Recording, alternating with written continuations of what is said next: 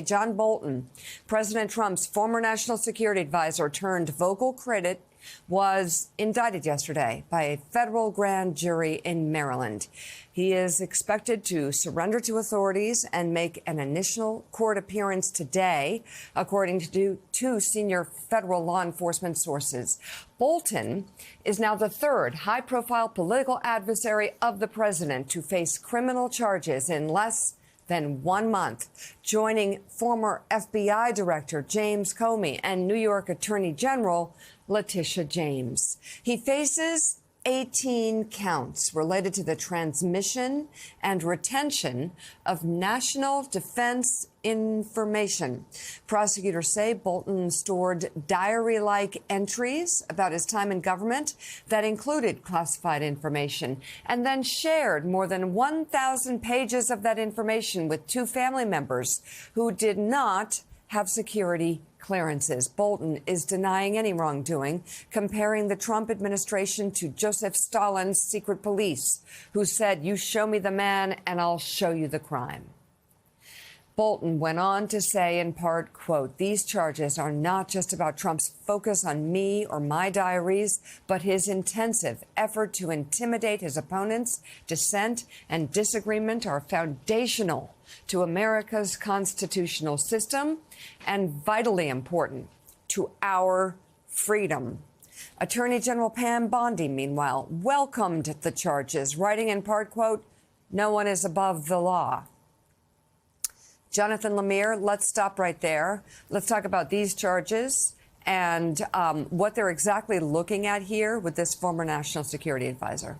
Yeah, we had a similar victory lap-like statement from FBI Director Kash Patel yesterday as well. It is well known, John Bolton, who did briefly work for the president and national security advisor in Trump's first term, has turned a sharp critic of Trump, including in recent months how he's handled the situation in Ukraine. In fact, he has drawn Trump's wrath on Truth Social a number of times, most recently around the Putin summit in Anchorage 2 months back that yielded very little. And now we have a moment here where a retribution campaign is continuing. We know it's James Comey, it's Letitia James, Trump just this week, Mika, as we've been talking about, from the Oval Office with the Attorney General standing and the FBI Director standing alongside him, naming other individuals he would want to see indicted.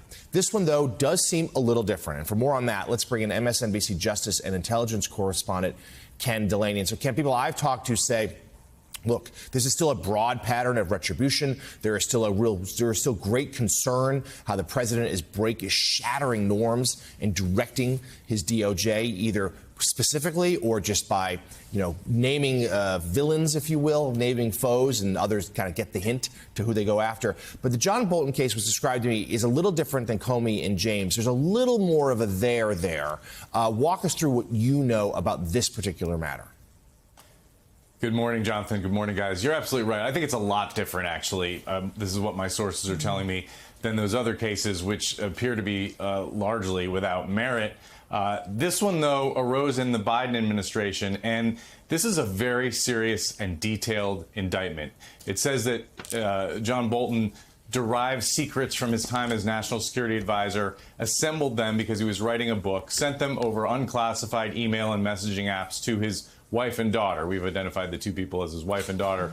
And then that information was hacked by the government of Iran. At least one of those email accounts was hacked. And so the government of Iran obtained some of these state secrets, according to this indictment. And the indictment says that Bolton used language that made clear he knew he was talking about sensitive information. Things like, the intel briefer said, or when in the situation room, I learned. And these charges, as you said, carry 10 years each, so he could spend the rest of his life in prison, in theory, if convicted on these charges. But let me tell you what the defense could be here. I should add that, and this case is being prosecuted by career prosecutors, respected people, unlike the Comey and the James case, which was avoided by every career prosecutor in the department and pursued only by Donald Trump's political appointee. This one has gone through normal channels, as we understand it. But let me explain some potential mitigating circumstances here. Lots of people who have jobs where they see classified information write books. And they send that the manuscript through a publication review, for example, if you're a CIA officer. And oftentimes those reviewers will say, sorry, you can't say that. It was classified. We're keeping that out of the book. Well, that information was classified. It went over an unclassified email system. Those people don't get prosecuted for doing that. So what's at issue here are not documents marked classified, which was the case in the Donald Trump indictment. This was information that John Bolton gathered and wrote down in diaries and sent that the FBI and the CIA and other people have determined contain national defense information. And when you look at the descriptions in the indictment, it's pretty clear that some of it probably did. But the question here is, where is the line for people who are writing books? John Bolton did go through the publication review process here. Now there's allegations that he ignored some of the suggestions from people about what to leave out of the book. But there's a lawyer named Mark Zaid who represents a lot of people who write books. And what he was saying last night is that if you're going to prosecute John Bolton, you got to prosecute a lot of other people who wrote books and had potentially classified information on their email systems, which was then left out of the books, but which was actually sensitive.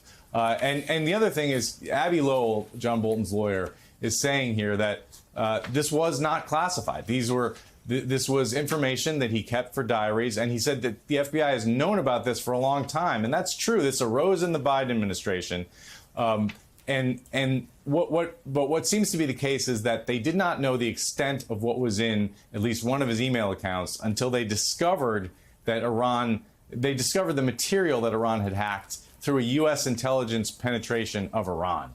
That's according to my reporting. And that's one of the reasons this case didn't go forward in the Biden administration, is because officials were concerned about revealing that penetration. The Trump administration has made a different calculation. They're okay with revealing it. They've revealed it now to the Iranians. So whatever penetration they had is now shut down.